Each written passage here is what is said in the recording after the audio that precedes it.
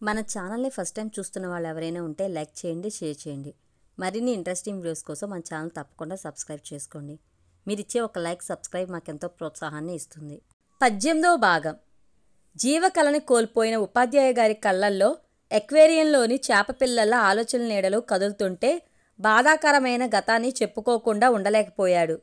ఎప్పుడో 40 ఏళ్ల క్రితం కాలేజీలో చదువుతూ కవితలు రాస్తున్న రోజుల్లో నేను ఓ అమ్మాయిని ప్రేమించాను నవీన. ప్రేమ కాదది, ఆరాధన, అంతకు మించి ఆత్మార్పణ. ఎందరూ నన్ను అభిమానించినా గాని నా ధ్యాస ఒక్కటే. నేను ప్రేమించిన అమ్మాయి నా భార్యగా, నా సహధర్మచారినిగా నా జీవితం పంచుకోవాలి. ఊపిరి లిపితో రాసిన కవితల్ని కానుకగా ఇస్తూ ఎన్నెన్ని కలలు కన్నానని. అయినా నాకు అన్యాయం చేసింది. ఎందుకో తెలుసా? ఒకే ఒక్క అనుమానం. అవును, ఒక వెన్నెల రాత్రి జరిగిన ఒక్క సంఘటనతో నాకు అన్యాయం చేసి దూరంగా వెళ్ళిపోయింది. ఆగారాయన. ఘనీభవించిన ఏ జ్ఞాపకాలను కరిగించి శిథిల దశాబ్ద స్మృతుల్ని ముందుంచుతున్నట్లుగా సన్నగా కంపిస్తున్నారు. ప్రతి పౌర్ణమి రాత్రి తెల్లవాళ్ళు డాబా మీద కూర్చుని కబులు చెప్పుకోవడం మాకు అలవాటు. పెళ్ళయ్యేదాకా అలాగే ఆ వెన్నెల రాత్రులని గడపాలన్నది మా నియమం. ఆ రాత్రి కోసం చీకటి రాత్రులు దాటిపోయేదాకా ఎదురు చూసేవాళ్లం. ఒకనాడు నా ప్రియురాలు నా గదికి వచ్చింది. నేను లేను. లోపల బెడ్రూంలో స్పృహ తప్పిన మరో అమ్మాయికి సపర్యలు చేస్తున్నాను.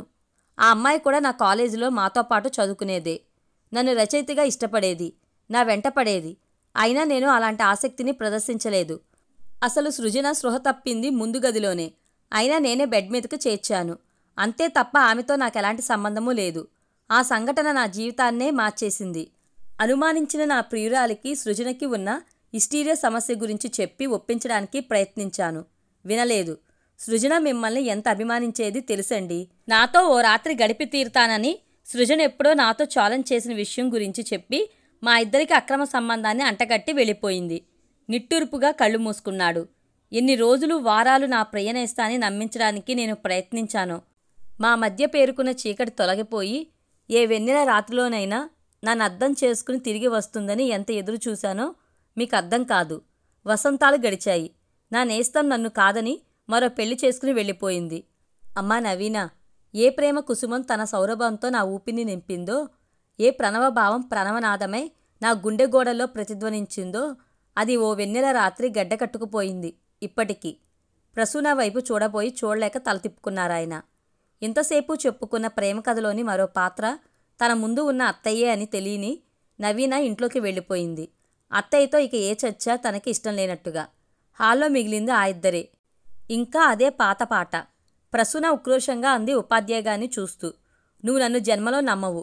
వద్దు, గతాన్ని మనం తవ్వుకోవద్దు అంది. బాధగా బయటికి నడవబోతూ ఆగింది క్షణం పాటు. ఇప్పుడు మీరు మా ఇద్దరిలో ఎవరి ఆర్గ్యుమెంట్ని సమర్థించి మాట్లాడారో నాకు తెలీదు. కానీ ఒక్క విషయం, యోగి కానీ రవలి కానీ నాకు చెప్పిన దాన్ని బట్టి నవీన నమ్మాలి అంటే దేవుడైనా దిగిరావాలి, మీరైనా ఒప్పించాలి. కనిపించని దేవుడి మీద నాకు నమ్మకం ఎప్పుడో పోయింది. ఇక మిగిలింది మీరే. ఆమె మాటల్లో నిగూఢమైన భావాన్ని అతడు బేరీజు వేసుకునే ప్రయత్నంలో ఉండగానే ప్రసూన వెళ్ళిపోయింది. మాస్టారు, నేను రవలిని.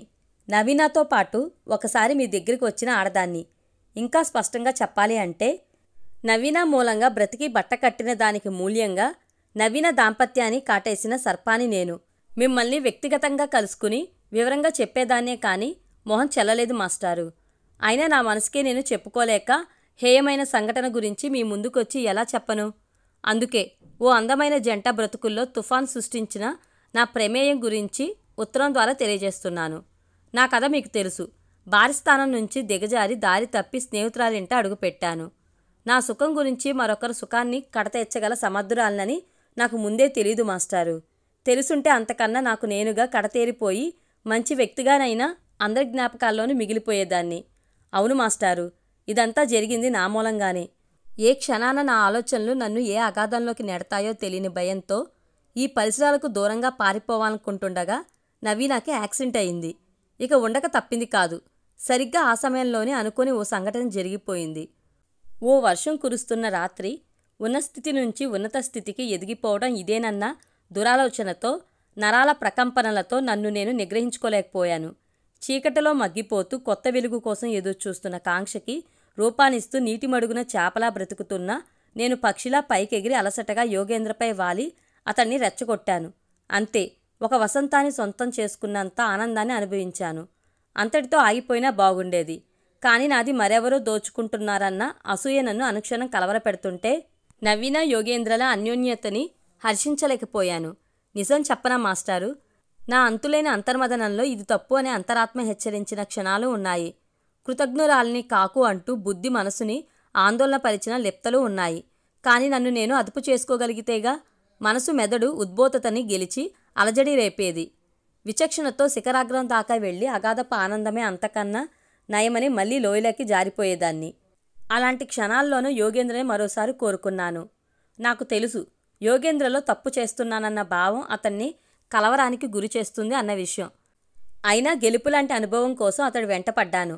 నా అశ్రువులతో అతన్ని కరిగించి ఒప్పించాను. అలా ఆ రోజు ఫోన్ చేసి ఫ్యాక్టరీ నుంచి పిలిపించింది నేనే. ఇక్కడ ఇద్దరిలో ఎవరు ముందు పొరపాటు చేశారు అన్నది సమస్య కాదు మాస్టారు. వేధించి వెంటాడి యోగేంద్రని నా వలయంలోకి లాక్కున్నది నేనే అని చెప్పడానికి సంకోచించను. అయితే దాని పర్యవసానం ఇంత ఘోరంగా ఉంటుందని తెలీదు.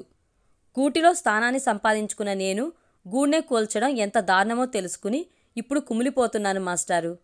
మళ్ళీ ఇలాంటి పొరపాటు చేయను.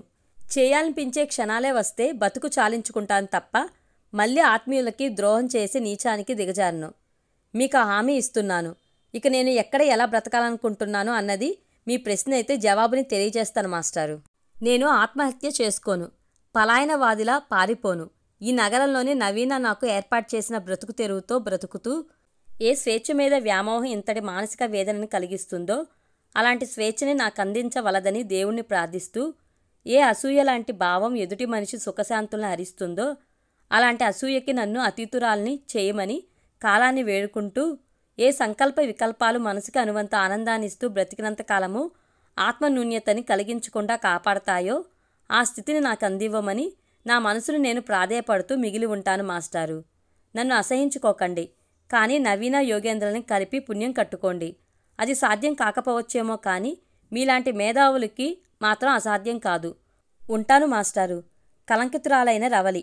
ఉత్తరాన్ని మడిచిన ఉపాధ్యాయ సాలోచనగా ఉండిపోయారు చాలాసేపటిదాకా.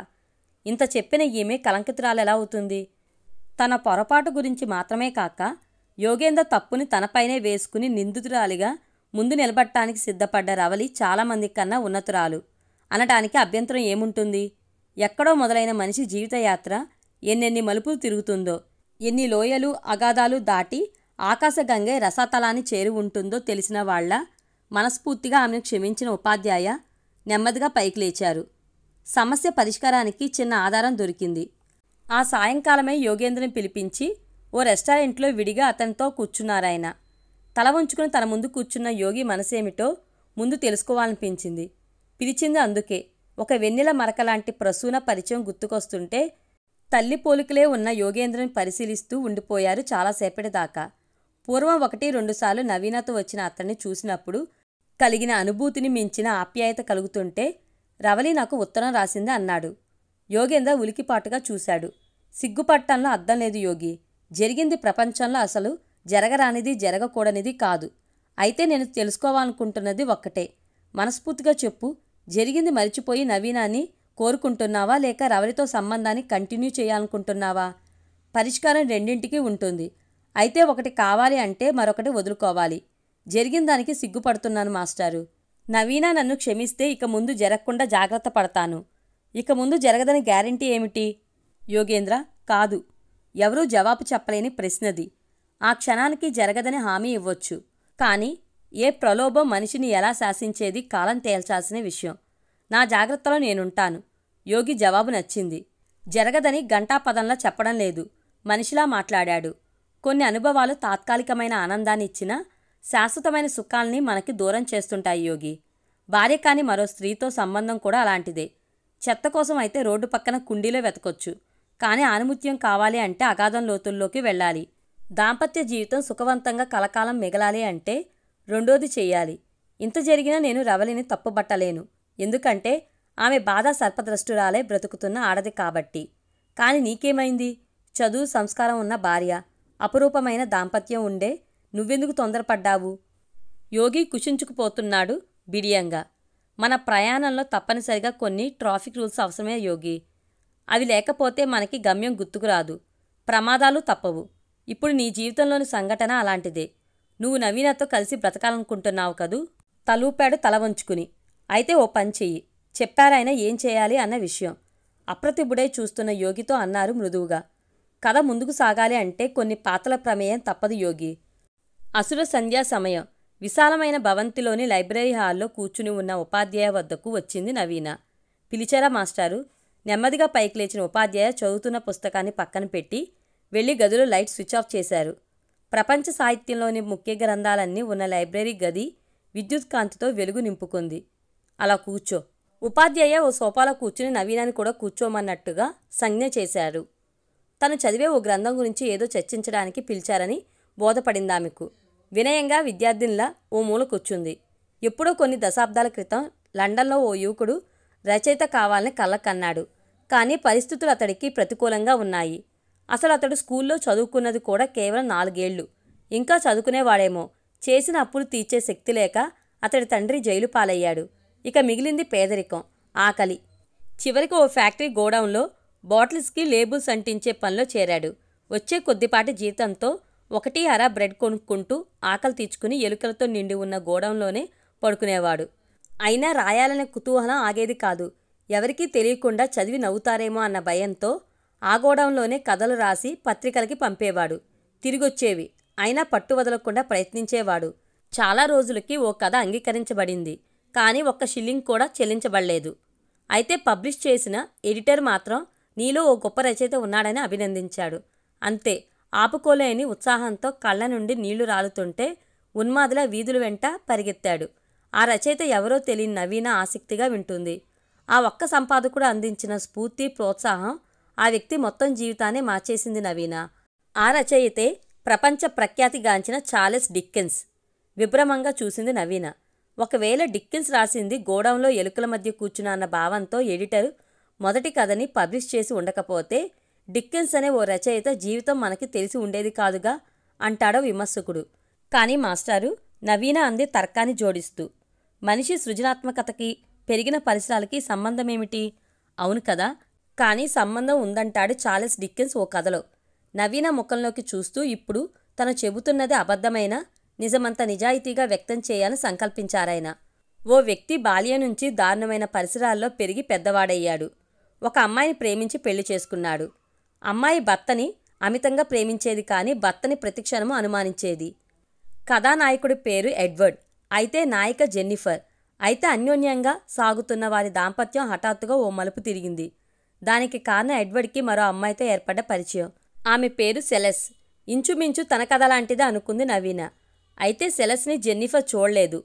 ప్రతిరోజు ఆఫీస్ నుంచి ఆలస్యంగా ఇంటికి వస్తున్న భర్త ఏవేవో కారణాలు చెప్తుంటే అనుమానించి సెలెస్ అనే యువతి దగ్గరికి ఎడ్వర్డ్ వెళ్లటాన్ని 3వ వ్యక్తి ద్వారా తెలుసుకుంది. భర్తని నిలదీసింది. నాకు సంబంధం లేదు అనేవాడు తప్ప సెలెస్ ఎవరు ఏమిటి అన్న నిజాలు మాత్రం చెప్పలేకపోయేవాడు. ఒక్క జెన్నిఫర్కి మాత్రమే కాక వీధంతా అతన్ని అనుమానించింది. భర్త మీద అనుమానం క్రమంగా ఎక్కువై ఇద్దరి జీవితాల్లోనూ మనశ్శాంతి లేకుండా పోయింది. ఓ రాత్రి జెన్నిఫర్ అతన్ని చంపాలన్నంత ఆవేశంతో రహస్యంగా అతన్ని అనుసరించి ఊరి పొలిమేరల్లో ఉన్న సెలెస్ని కలుసుకుని షాక్ తింది. కారణం సెలెస్ ఎడ్వర్డ్ చెల్లెలు కాబట్టి. భర్తని చుట్టేసి కంటతడి పెట్టుకుంది. జోలా సెలెస్ ఎడ్వర్డ్తో పాటు స్లమ్స్లో పెరిగిన గాయనిగా చాలా మంచి పేరు తెచ్చుకుంది. అయితే మొదటి ప్రపంచ యుద్ధంలో నాజీలకు బందీగా మారి చాలామంది మిలిటరీ ఆఫీసర్లతో సంబంధం పెట్టుకుంది. గాయనిగా ఎంత టాలెంట్ ఉన్నా పెరిగిన వాతావరణాన్ని బట్టి వేసిగా మారిందని ఈసడించుకున్న అమెరికన్స్ క్యాంపు నుంచి తిరిగి రాగానే చంపాలనుకున్నారు. ఆ ప్రయత్నంలో జోలా సెలెస్ 2 పోలీస్ ఆఫీసర్ని తనే చంపి అజ్ఞాతంలోకి వెళ్ళింది.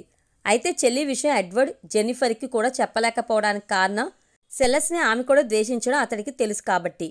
సెలెస్ ఉనికి పోలీసులకి తెలియచేస్తుందేమో అని భయపడబట్టి. హఠాత్తుగా ఆ గదిలో నిశ్శబ్దం ఆవరించింది.